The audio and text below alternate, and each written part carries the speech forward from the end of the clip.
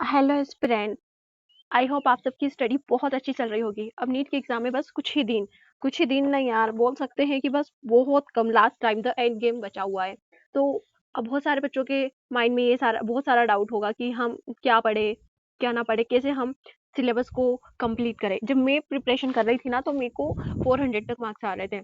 तो मुझे है ना टेस्ट दे के रोना आता था। एक्चुअली ऐसा लगता था कि यार अब क्या होगा क्या नहीं होगा, और मैं उससे बहुत ज़्यादा डिमोटिवेट हो गई थी। अगर कोई बच्चे हैं जो टेस्ट देके बहुत ज़्यादा डिमोटिवेट हो रहे हैं ना, तो प्लीज़ आप टेस्ट मत दीजिए, क्योंकि उससे आपके बहुत ज़्यादा टाइम वेस्ट हो जाएगा और आपको जो चीज़ें आती है ना, वो भी भूल जाएगा। और सबसे इम्पोर्टेंट चीज़ कि वो सेल्फ कॉन्फिडेंस खत्म हो जाता है।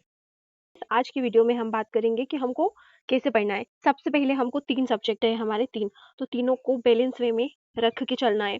आपको फिजिक्स के लिए मैं स्पेशली बताती हूँ। फिजिक्स में आपको क्या करना है, पिछले 5 साल के पीवाईक्यूज लगाने हैं। पीवाईक्यूज मतलब 2020 से लेके 23 तक का एक पीवाईक्यू आपको सॉल्व करना होगा। बाकी आप अगर फॉर्मूलाज अपन ने लिख रखे हैं, जो शॉर्ट नोट बना रखे हैं, आप उनको अच्छे से देखिए। पर प्लीज लास्ट टाइम में आपको ये 5 साल के पीवाईक्यूज करके ही जाना है, ये मोस्ट है। केमिस्ट्री के 3 पार्ट होते हैं, एक होता है इनऑर्गेनिक, ऑर्गेनिक और एक होता है फिजिकल। सेम ऑर्गेनिक और फिजिकल में तो सेम ऐसे ही करना है कि आपको 5 साल के पीवाईक्यूज लगाना है। बट जो इनऑर्गेनिक है यार, ये तो इसमें तो क्वेश्चन डायरेक्ट एनसीईआरटी से आते हैं और बहुत ही घुमा के क्वेश्चन पूछते हैं। इसमें क्वेश्चन को रॉन्ग होने के चांसेस होते हैं, लेकिन जो आपका ऑर्गेनिक वाला पोर्शन और फिजिकल वाला है ना, ये बहुत ही ईजी है। इसमें क्वेश्चन पुराने बेस्ट ही आएंगे पिछले साल के पीवाईक्यूज पे, बस क्वेश्चन घुमा के पूछेंगे। तो आपको अभी लास्ट के 5 या 6 दिन में आपको ये करना है कि आपको अच्छे से आपने जो शॉर्ट नोट बना रखे हैं उनको देखिएगा, और उसके बाद आपको इनके पीवाईक्यूज मोस्ट है। और इनऑर्गेनिक में भी आप चाहो तो लगा सकते हो, नहीं तो आप अपने नोट्स को रिवाइज कीजिए और आप एनसीईआरटी पढ़िए। अब हम बात करते हैं हमारी नेक्स्ट टॉपिक बायोलॉजी में। बायोलॉजी में हमको कैसे पढ़ना है। गाइस, बायोलॉजी आपको अच्छे से पता होगा कि ये 50% मार्क्स कवर करता है, और इसके क्वेश्चन डायरेक्ट एनसीईआरटी बेस्ड होते हैं। और एनसीईआरटी में भी स्टेटमेंट आते हैं, मतलब डायरेक्ट एनसीईआरटी की लाइनें छपी हुई होती है जो कि हम पढ़ते हैं। और अगर हमारे आंखों के सामने अगर हमने वर्ड टू वर्ड एनसीईआरटी पढ़ रखी है ना अच्छे से, तो हमारा क्वेश्चन इसमें रॉन्ग भी नहीं होता है और टाइम भी बहुत बच जाता है इसमें।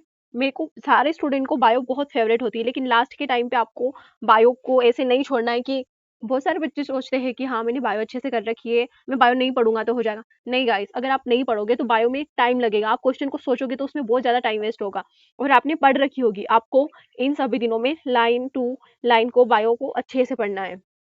और आपने जो हाईलाइट कर रखे उनको, और जो आपने टेस्ट लगाए होंगे, उस टेस्ट पेपर को अच्छे से देखना है कि हाँ मैंने कहाँ गलती करी थी। लेकिन उससे भी ज्यादा क्वेश्चन पूरे एनसीईआरटी बेस्ड आते हैं, तो आपको word to word line to line को एनसीईआरटी से अच्छे से पढ़ना है।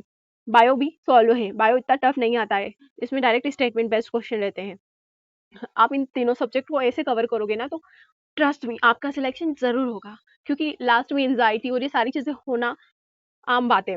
और जो हमारी नॉर्मल एग्जाम होती है ना, जो हमारे इंस्टीट्यूट में जो टेस्ट पेपर होते हैं, उससे नीट का टेस्ट पेपर इजी आता है। देखिए, हम मेहनत तो कर सकते हैं, हमारे हाथ में सिर्फ मेहनत होती है, रिजल्ट तो नहीं ना। लेकिन अगर आप लास्ट टाइम पढ़ रहे हो ना, तो आपका एटीट्यूड ये होना चाहिए कि हाँ मैंने ये वाला चैप्टर पढ़ रखा है, इस चैप्टर से अगर पर्टिकुलर क्वेश्चन आ रहे हैं, जो मैंने पढ़ रखा है ना, वो चीज गलत नहीं होनी चाहिए। अगर इतना भी आप कर लोगे तो आपका सिलेक्शन पक्का है। गाइस, बिना टेंशन लिए, बिना डरे, बिना कुछ एक्सपेक्ट की रिजल्ट क्या होगा, मुझे कॉलेज मिलेगा नहीं मिलेगा, इन सब की टेंशन किए बिना ही आप अच्छे से पढ़ाई कीजिए, अपना 100% दीजिए, आपका सिलेक्शन जरूर होगा। सो पढ़ते रहिए। Bye bye.